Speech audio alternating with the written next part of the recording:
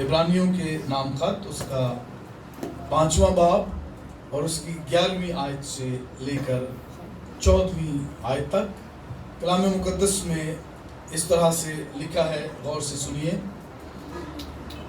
اس کے بارے میں ہمیں بہت سی باتیں کہنا ہے جن کا سمجھانا مشکل ہے، اس لیے کہ تم اونچا سننے لگے ہو۔ وقت کے خیال سے تو تمہیں استاد ہونا چاہیے تھا، مگر اب اس بات کی حاجت ہے کہ کوئی شخص خدا کے کلام کے ابتدائی اصول تمہیں پھر سکھائے، اور سخت غذا کی جگہ تمہیں دودھ پینے کی حاجت پڑ گئی، کیونکہ دودھ پیتے ہوئے کو راست بازی کے کلام کا تجربہ نہیں ہوتا، اس لیے کہ وہ بچہ ہے، اور سخت غذا پوری عمر والوں کے لیے ہوتی ہے، جن کے ہاتھ کام کرتے کرتے نیک و بد میں امتیاز کرنے کے لیے تیز ہو گئے ہوں۔ کلام مقدس کے پڑھے اور سنے جانے پر اس کی برکت ہو، آمین۔ آج کا جو ہمارا موضوع ہے وہ ہے یسوع خدا تک ہماری رسائی ہے۔ کیا ہے؟ یسوع خدا تک ہماری رسائی ہے۔ Jesus is our access to God۔ آج ہم 5ویں باب پر غور کرنے جا رہے ہیں۔ پچھلے 4 ابواب پر تسلسل کے ساتھ ہم سیکھتے چلے آ رہے ہیں، اور آج 5ویں باب پر ہم غور کرنے جا رہے ہیں، عبرانیوں 5ویں باب پر۔ اور اس باب میں، اس حوالے میں جس کی تلاوت کی گئی ہے، روحانی طور پر نابالغ اور نادان ہونے کے خلاف ملامت اور سرزنش بڑے سخت الفاظ میں کی گئی ہے اور موجود ہے۔ اور پہلے 4 ابواب میں ہم دیکھتے ہیں کہ مصنف اپنے سامعین کو، اپنی آڈینس کو خبردار کرتا ہے کہ وہ کلام کو نہایت سنجیدگی کے ساتھ سنیں اور سمجھیں، اور دوسروں کو کیا کریں؟ سمجھائیں۔ بڑی سنجیدگی کے ساتھ اس کے اوپر عمل کریں، اس کو سیکھیں اور اس کو سنیں، اور پھر اس کو آگے منتقل کریں، آگے ٹرانسفر کریں۔ بڑا سنجیدگی کا معاملہ ہے۔ مصنف اس کے اوپر زور دیتا ہے اس حوالے میں، اس باب میں۔ اور مصنف پہلے 4 ابواب میں ہمیں یہ بتاتا ہے کہ خدا نے پہلے نبیوں کی معرفت کلام کیا۔ کن کے ذریعے سے کلام کیا؟ نبیوں کی معرفت کلام کیا، اور آخر میں ہم سے بیٹے کی معرفت کلام کیا، اور پھر آگے چل کر وہ انہی 4 ابواب میں اس بیٹے کی عظمت اور بزرگی کو بھی بیان کرتا ہے۔ کس کی؟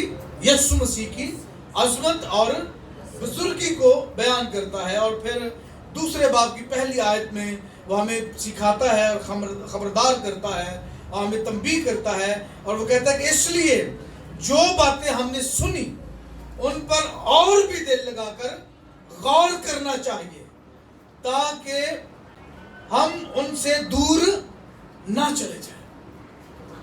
جو باتیں ہم سنتے ہیں کلام میں سے، جو باتیں ہم کلام میں سے سیکھتے ہیں، انہیں ہمیں اور بھی زیادہ غور سے سیکھنے اور سمجھنے کی ضرورت ہے۔ اور اسی طرح وہ تیسرے باب کی پہلی آیت میں ہمیں پھر سے وہ یاد دلاتا ہے کہ سردار کاہن یسوع پر غور کریں، اور یہی وہ نقطہ ہے جہاں پر وہ اپنے سامعین کو لانا چاہتا ہے 5ویں باب میں، کہ یسوع مسیح کون ہے؟ سردار کاہن ہے، ملکیسیدق کے طور پر سردار کاہن ہے۔ اور یہ بات، یہ نقطہ مصنف کی نظر میں بہت اہمیت کا حامل ہے، کیونکہ یہ جو تھیم ہے سردار کاہن کا اور ملکیسیدق کے طور پر سردار کاہن کا، وہ 5ویں باب سے لے کر 8ویں باب تک چلتا ہے۔ آگے جیسے جیسے ہم چلتے جائیں گے آگے، ہم اس کو سیکھتے جائیں گے. اور پھر وہ تیسرے باب کی 8ویں آیت میں کہتا ہے کہ تو اپنے دلوں کو سخت نہ کرو. کیا نہ کرو؟ جب تم کلام کو سنتے ہو، جب تم کلام کو سیکھتے ہو، جب تم کلام کو سمجھتے ہو، تو پھر اپنے دلوں کو سخت نہ کرو، جس طرح غصہ دلانے کے وقت آزمائش کے دن جنگل میں کیا تھا. بنی اسرائیل جب ملک مصر میں سے نکلتے اور وہ آ رہے تھے، ملک کنعان کی طرف جا رہے تھے، تو انہوں نے بار بار خدا کو غصہ دلایا اپنی سخت دلی کے سبب سے، نافرمانی کے سبب سے. اور پھر تیسرے باب کی 12ویں آیت میں ہمیں وہ پھر تنبیہ کرتا ہے کہ اے بھائیو خبردار، تم میں سے کسی کا ایسا برا اور بے ایمان دل نہ ہو جو زندہ خدا سے پھر جائے. اور چوتھے باب کی پہلی آیت میں وہ ہمیں پھر سے تنبیہ کرتا ہے، بس جب اس کے آرام میں داخل ہونے کا وعدہ باقی ہے تو ہمیں ڈرنا چاہیے، خداوند کے خوف میں رہ کر آگے بڑھنا چاہیے، خداوند کے خوف میں رہ کر زندگی بسر کرنا چاہیے. اور پھر چوتھے باب کی 11ویں آیت میں وہ پھر ہمیں تنبیہ کرتا ہے، بس آؤ ہم اس آرام میں داخل ہونے کی کوشش کریں تاکہ ان کی طرح نافرمانی کر کے کوئی شخص گر نہ پڑے. کن کی طرح؟ اسرائیلیوں کی طرح، جو دشت میں، بیابان میں بار بار خدا کو آزماتے، بار بار نافرمانی کرتے، اور وہ ہلاک ہوتے، گر پڑتے، مشکل میں پھنس جاتے. اور پھر آگے چل کر چوتھے باب کی 14ویں آیت میں ہمیں اسی تھیم کی طرف وہ لے کر آتا ہے، جس کا آج ہم ذکر کریں گے، آج ہم سیکھیں گے کہ آؤ ہم اپنے اقرار پر قائم رہیں. کون سا اقرار؟ ہمارا بڑا سردار کاہن خدا کا بیٹا یسوع. یہ ہے وہ تھیم جس کا ذکر، جس کا تسلسل وہ 5ویں باب سے لے کر پھر آگے 8ویں باب تک لے کر چلتا ہے.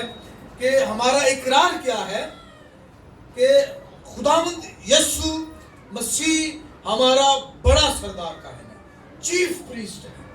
کون ہے؟ بڑا سردار کاہن ہے جو خدا کی داہنی طرف بیٹھا ہے. کیا کرنے؟ ہماری شفاعت کرنے. سردار کاہن کا کام کیا ہے؟ کاہن کا کام کیا ہے؟ کاہن کیا کام کرتا ہے؟ یہ وہ بات ہے جو عبرانیوں کے سامعین کو مصنف سمجھانا چاہتا ہے، سکھانا چاہتا ہے، اور ان کو یاد دلانا چاہتا ہے.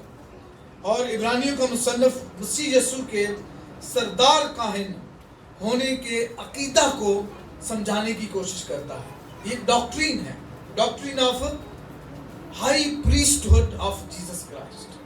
مسیح یسوع کے سردار کاہن ہونے کا عقیدہ، جس کو وہ سامعین کو، اپنے سننے والوں کو سمجھانا چاہتا ہے کہ کاہن کیا ہے. کاہن انسان کی طرف سے خدا سے متعلق معاملات کو ڈیل کرنے کے لیے مقرر ہوتا ہے. وہ انسان کی طرف سے خدا کے معاملات کو، یعنی وہ کیا کرتا ہے کہ انسان کا اور خدا کا درمیانی ہونے کی حیثیت سے اپنا کردار ادا کرتا ہے. وہ رابطے کا کام کرتا ہے، خدا اور انسان کے درمیان رابطے کا کام کرتا ہے. کون؟ کاہن، سردار کاہن، پریسٹ اور چیف پریسٹ. تو بنی اسرائیل میں کاہن کا خصوصی کام لوگوں کے گناہوں کے لیے قربانیاں پیش کرنا ہونا تھا. کیوں قربانیاں پیش کرنا ہوتا تھا؟ کیونکہ گناہ انسان اور خدا کے تعلقات میں رکاوٹ بن گیا تھا اور خلل کا سبب تھا. اور قربانی رکاوٹ کو دور کرنے اور تعلقات کی بحالی کا ذریعہ تصور کیا جاتا تھا. قربانی سے گناہ دور ہو جاتا یا ڈھانپ دیا جاتا اور انسان کا کفارہ ہو جاتا اور تعلقات پھر سے بحال ہو جاتے. اور یہ کام کون کرتا ہے؟ کاہن کرتا ہے. یہ کام سردار کاہن کرتا ہے جو انسان اور خدا کے درمیان رابطے کا کام کرتا ہے. اور دوسری بات، کاہن کے لیے یہ ضروری تھا کہ وہ انسانوں کے درمیان رہے، انسانوں کے درمیان زندگی بسر کرے، تاکہ وہ نادانوں اور گمراہوں سے نرمی کے ساتھ پیش آنے کے لیے قابل ہو، یا پیش آنے کے قابل ہو، کیونکہ وہ خود بھی کمزور ہوتا ہے. کاہن جو ہے وہ خود بھی کمزور ہوتا ہے، کمزوری کی حالت میں ہوتا ہے. نہ صرف وہ انسان اور خدا کے درمیان رابطے کا کام کرتا ہے، بلکہ وہ اپنی قربانی بھی، اپنے لیے بھی وہ قربانی دیتا ہے. لیکن خداوند یسوع مسیح کے ساتھ ایسا نہیں ہے. تیسری اہم بات کہ کوئی شخص بھی بذات خود اپنے آپ کو کاہن مقرر نہیں کر سکتا. اس کی تقرری جو ہے وہ خدا کی طرف سے ہوتی ہے. یعنی انسانیوں کے درمیان خدا کی خدمت نہ کوئی نوکری ہے، نہ کوئی کاروبار ہے، اور نہ ہی یہ کوئی پیشہ ہے، بلکہ یہ کیا ہے؟ ایک بلاوا ہے. یہ کیا ہے؟ ایک خدمت ہے. یہ کیا ہے؟ ایک کالنگ ہے. اور یہ کوئی نوکری، پیشہ یا کوئی کاروبار نہیں ہے. سو مصنف جو ہے، عبرانیوں کا مصنف جو ہے وہ یہ دیکھتا ہے کہ اس کے جو سامعین ہیں، اس کے جو سننے والے ہیں، جن سے وہ مخاطب ہے، وہ ایک مدت سے مسیحی ہیں، وہ کافی عرصے سے مسیحی ہیں، مسیح کو قبول کر چکے ہیں، لیکن خدا کے کلام کے بارے میں ان کی دلچسپی بس واجبی سی رہ گئی ہے. وہ انہیں سمجھانا چاہتا ہے کہ ان کی حوصلہ افزائی کرنا چاہتا ہے کہ وہ لاویوں کے قربانیوں کے نظام پر بھروسہ ترک کر کے مسیح نے جو ایک ہی دفعہ کافی قربانی دے دی ہے اس پر بھروسہ کریں. یعنی وہ پرانے مسیحی ہیں، کافی عرصے سے مسیحی ہیں، شاید 50 سال سے مسیحی ہیں، لیکن وہ مسیح کے کلام سے یا مسیح پر ایمان سے دور ہٹتے جا رہے ہیں. اور جو ملکہ صدق کے طور پر سردار کاہن تھا، یعنی یسوع، جس نے خود کو ہی قربانی کے طور پر پیش کر کے انسانوں کی طرف سے پیش ہو کر ان کی شفاعت کرتا ہے، وہ سردار کاہن بھی ہے. وہ اپنے آپ کی قربانی خدا کے سامنے پیش کرتا ہے، انسان کی طرف کھڑا ہوتا ہے، خدا کے ساتھ کھڑا ہوتا ہے، اور کس کی شفاعت کرتا ہے؟ میری اور آپ کی. بقول عبرانیوں کے مصنف کے یہ ساری باتیں کاہن، سردار کاہن اور ملکہ صدق کے طور پر سردار کاہن کا جو عقیدہ ہے، doctrine of priesthood of Jesus Christ, وہ اپنے سامعین کو سکھانا چاہتا ہے. لیکن وہ ایک مشکل میں پڑ گیا ہے. مصنف جو ہے وہ خود ایک مشکل میں پڑ گیا ہے. وہ سمجھتا ہے کہ یہ باتیں مشکل ہیں اور ان کا سمجھنا میرے سامعین کے لیے مشکل ہے، اور وہ اس کی وجہ بتاتا ہے کہ یہ سب ان کے لیے اس لیے مشکل ہے کیونکہ وہ اونچا سننے لگے ہیں. یہ اونچا سننے سے کیا مراد ہے؟ کہ وہ سست ہو گئے ہیں، لیزی ہو گئے ہیں. They are sluggish in hearing. وہ سننے میں کیا ہو گئے ہیں؟ سست ہو گئے ہیں. ان کی دلچسپی ختم ہو گئی ہے. پہلے پہل انہوں نے کلام کو عاجزی اور خوشی سے قبول کیا، اور وقت گزرنے کے ساتھ ساتھ ان میں کاہلی آ گئی ہے، بے حس اور غافل ہو گئے ہیں. اور مسیح کی تعلیم کے لیے وہ شوق، وہ تجسس اور وہ روحانی جوش جو کبھی تھا، جو ابتدا میں تھا، کلام کو قبول کرتے وقت تھا، وہ کیا ہو گیا ہے؟ ختم ہو گیا ہے، ڈیمینش ہو گیا، وہ جاتا رہا ہے. تو وہ ان کو کہتا ہے کہ تم کیا کرنے لگے ہو؟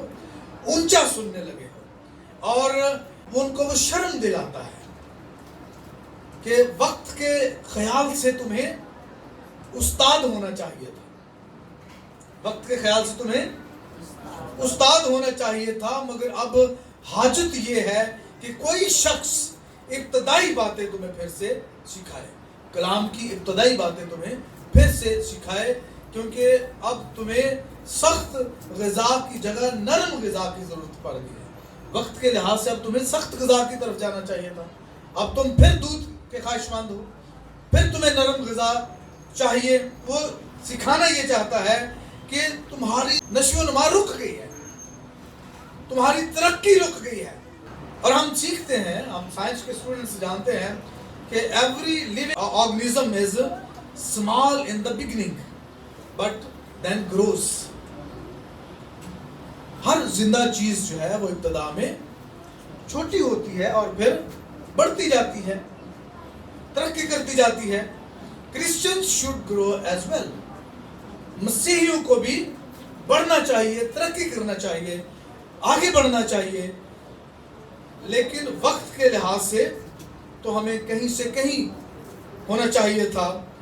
اوپر جانے کی بجائے ہم نیچے آ گئے ہیں, آگے بڑھنے کی بجائے ہم پیچھے آ گئے ہیں, اور ترقی کرنے کی بجائے ہم زوال پذیری کا شکار ہو گئے ہیں. کیوں؟ اس لیے کہ ہم سست ہو گئے ہیں, اس لیے کہ ہماری دلچسپی ختم ہو گئی ہے, اس لیے کہ ہم ایک کمفرٹ زون ہم نے اپنے گرد, ایک ہم نے حصار, اپنے مرضی کے مطابق ماحول کا حصار اپنے گرد ہم نے قائم کر لیا ہے, بلڈ کر لیا ہے, تعمیر کر لیا ہے, اور ہم اس سے باہر نہیں نکلنا چاہتے. ہمارے سارے ادارے جو ہیں وہ تباہ حال ہیں. آپ کو پتہ ہے کہ ایڈورڈ کالج جو پشاور میں 100 سال پرانی اس کی ہسٹری ہے, اب وہ ہم سے چھن گیا ہے. گورنمنٹ آف پاکستان نے لے لیا ہے, نیشنلائز ہو گیا ہے, کیونکہ ہم اس قابل ہی نہیں تھے کہ اس کو سنبھال سکتے. اور پھر ہم رونا روتے ہیں کہ اقلیتوں کا کوئی پرسان حال نہیں ہے, اقلیتوں کے ساتھ ظلم ہوتا ہے. اقلیتوں نے اپنے آپ کو کھڑا کرنے کے لیے کیا کیا ہے, اور خصوصی طور پر اقلیتوں میں مسیحیوں نے. ٹیکسلا ہسپتال 100 سال سے زیادہ عرصے سے خدمت کر رہا ہے, لیکن آج اس کی حالت یہ ہے کہ وہ اپنے ورکرز کی تنخواہیں نہیں دے سکتا. ڈاؤن سائزنگ ہو رہی ہے, وہ ورکرز کو نکال رہے ہیں, ٹرمینیٹ کر رہے ہیں کہ ہم تنخواہ نہیں دے سکتے. 100 سال ہو گیا ادارے کو, اور کہاں ادارہ تھا وہ ڈکلائن کر گیا ہے. ہم آگے بڑھنے کی بجائے ہم پیچھے کی طرف جا رہے ہیں. اور اس طرح جلال پور جٹا کا ہاسپٹل, شلوک مشن ہاسپٹل 130 سال سے قائم ہے, لیکن آج وہ کھنڈر ہے, بند ہے. گزشتہ 20 سالوں سے اس میں کوئی سٹاف نہیں ہے, زیرو سٹاف ہے, ڈکلائنڈ ہے. پھر ہم کہتے ہیں ہمارے ستارے گردش میں ہیں, اس لیے کہ ہم سست ہیں, ہم آگے بڑھنا نہیں چاہتے. یو سی ایچ کے بارے میں آپ جانتے ہیں, 72 سالوں سے زیادہ عرصہ گزر چکا ہے. پاکستان کے ساتھ بنا تھا, اور پھر سے اس کو بحالی کی ضرورت پڑ گئی, اور بحالی کا کام ہو رہا ہے. یوحنا آباد کے اندر ایک اور ادارہ ہے, دارالحکمت, جو 35-40 سال سے قائم ہے, لیکن اپنے ہی مسیحی بھائیوں نے اس کے اوپر قبضہ کر رکھا ہے اور اس کی ترقی روک رکھی ہے. یہی حال ہمارے تمام اسکولوں کا ہے, ایجوکیشن سسٹم کا ہے. وقت کے لحاظ سے ہمیں کہاں ہونا چاہیے تھا؟ وقت کے لحاظ سے ہمیں استاد ہونا چاہیے تھا, وقت کے لحاظ سے ہمیں ترقی یافتہ ہونا چاہیے تھا, وقت کے لحاظ سے ہمیں آج دوسروں کی مدد کرتے ہونا چاہیے تھا. لیکن آج ہمیں ضرورت ہے کہ لوگ ہماری مدد کریں. آج ہمیں حاجت ہے کہ لوگ ہماری مدد کے لیے کھڑے ہوں. لہذا ہم ہر لحاظ سے, روحانی طور پر, معاشی طور پر, مالی طور پر اور سماجی طور پر, ہر لحاظ سے ابتری اور زوال پذیری کا شکار ہو چکے ہیں, کیونکہ ہم اونچا سننے لگے ہیں. We are sluggish in hearing. We are dull in hearing. اور جب میں, پولس کہتا ہے کہ جب میں بچہ تھا تو بچوں کی طرح بولتا تھا. بچے کیسے بولتے ہیں؟ تتلا کے بولتے ہیں, توتلی زبان میں بولتے ہیں, ٹھیک ہے.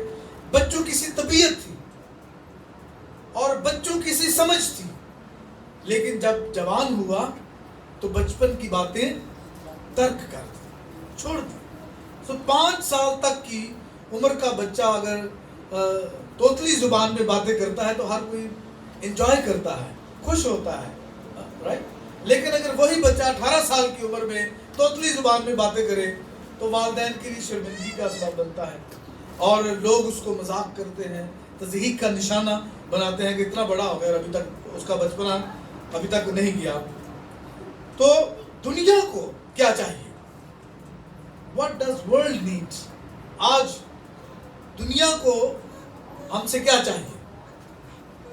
ہمیں یہ سوچنا ہے کہ دنیا کو ایک کمزور اور غیر مؤثر مسیحی نہیں چاہیے. دنیا کو ایک کمزور اور غیر مؤثر کلیسیا نہیں چاہیے، وہ جو معاشرے پر اثر انداز نہ ہو سکے. ایسی کلیسیا، ایسے مسیحی جو ہیں وہ نہیں چاہیے، بلکہ دنیا کو متاثر کرنے اور ان پر اثر انداز ہونے کے لیے مسیحی اور کلیسیا کو بالغ اور مضبوط ہونے کی ضرورت ہے.